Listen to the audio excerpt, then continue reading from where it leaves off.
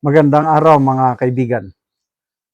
Bigyan natin ng reaction, opinion itong post ng Hero Shane Vlog. Pinakita dito si First Lady Liza, solo flight. Si Liza nag-inspection mag-isa sa Mactan, Cebu International Airport.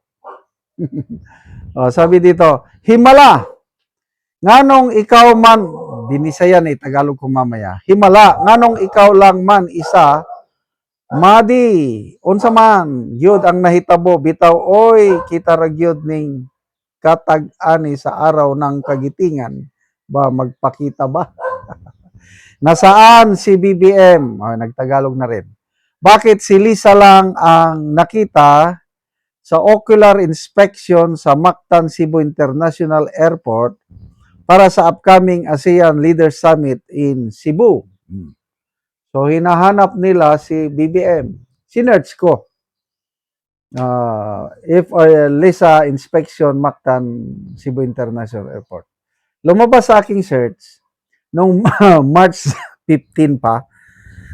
So, totoo, nag-inspect si First Lady Lisa, kailang hindi itong latest lang, itong April o ano. March 15. So, ang tanong ng taong bayan, tinatanong, nasaan si BBM? And in the first place, trabaho ba ng, kasi ito para sa ASEAN, upcoming ASEAN Leaders Summit in Cebu. Trabaho ba ng First Lady ang mag-inspeksyon sa readiness sa ASEAN Summit? Ano sa tingin nyo?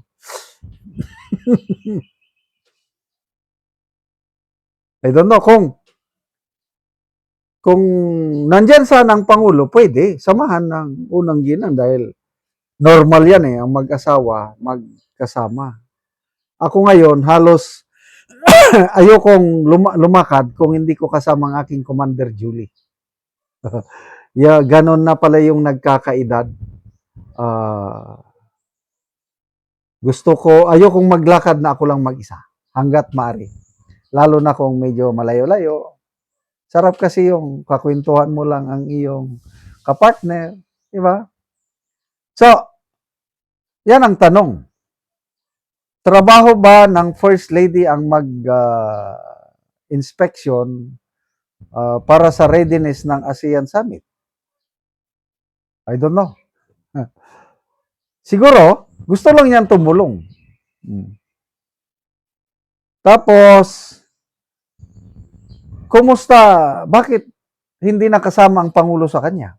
March 15 pa ito eh. Wala namang problema pa sa health issue ng Pangulo kasi ang health issue ng Pangulo nagsimula lang itong simula ng Holy Week. Then up to now, tuloy-tuloy hindi mawala-wala. Kanina may nabasa akong post, yung Malacanang Cameramen Association. Nagpapaliwanag na, kasi maraming nagsasabi na yung activity daw sa Mount Samal, sa dambana ng Kagitingan noong April 9, throwback pictures, videos, mga ganon. Tapos nagpapaliwanag ang Malacanang Cameramen Association. Ito, opinion ko lang ito ha. Bakit ka magpaliwanag? Kung totoong nangyari na nandun ang presidente, to hell yung sinasabi na throwback, example, ako yung cameraman.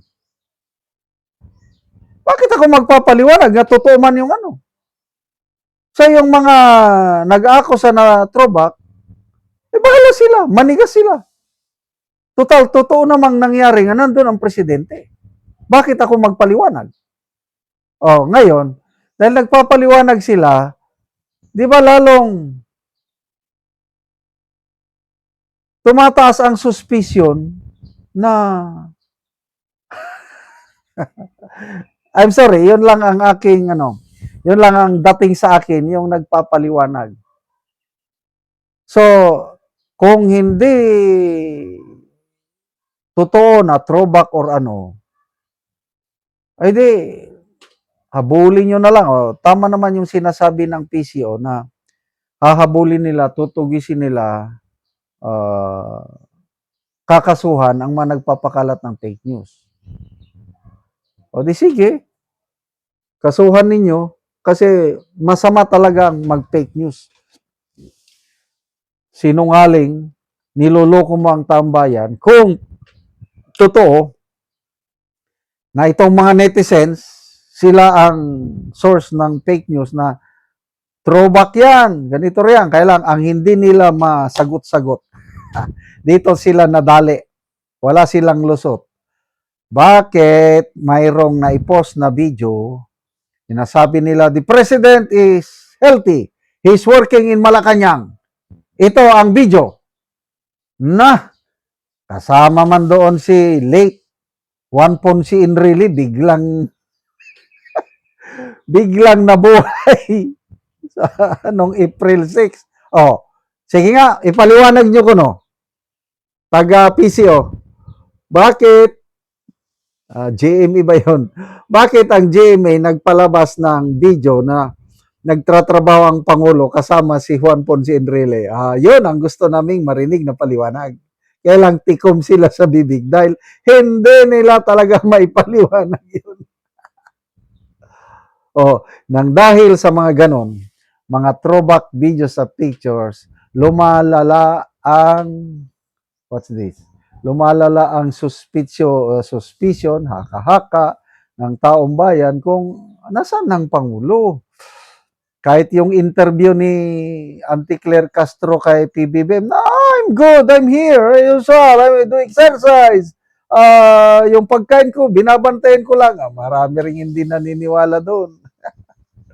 Kahit yung blur nila nga screen, yung nasa, ano yun? Yung background, blurred. Bakit i-blur ninyo? Hindi pwede yan. So, hindi nyo na maloko ang taong bayan ngayon. Dahil age of social media. Ano ba talaga? Pwede ba? Official medical bulletin lang yan ang katapat. Pag meron yan, huminto na yan. O kaya, live appearance. Facebook Live. Hindi yung poros recorded lang kasi madaling maggawa ng recorded dahil sa AI. Kailan kung live, hindi mo talaga ma-AI ang live appearance. Kailan ba mag-live ang Pangulo? Hihintayin yan ng taong bayan. Salamat mga kaibigan sa inyong pagsubaybay sa channel na ito. Nakakatulong kayo ng malaki sa tribong Talandig ng Bukidnon dahil ang sweldo natin sa channel na ito is pantulong po sa tribo. Namimigay tayo ng libreng yero at pako para makapagpatayo sila ng mas maayos na tirahan. Panoorin niyo ang video na ito. Una ni sinana ang natagaan og yero nga 68 ng edad. Una ni ang balay ni nanay nga pagatupan.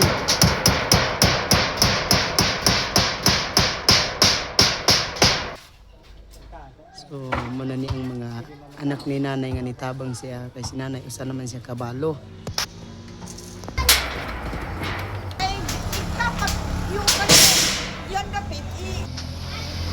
O karon naman na gid ang pag-atok sa balay ni nanay. So maayo na gid nga tan-awon, nakuha na gid tong mga yero nga mga buslot na mao na ni si nanay ang gitabangan.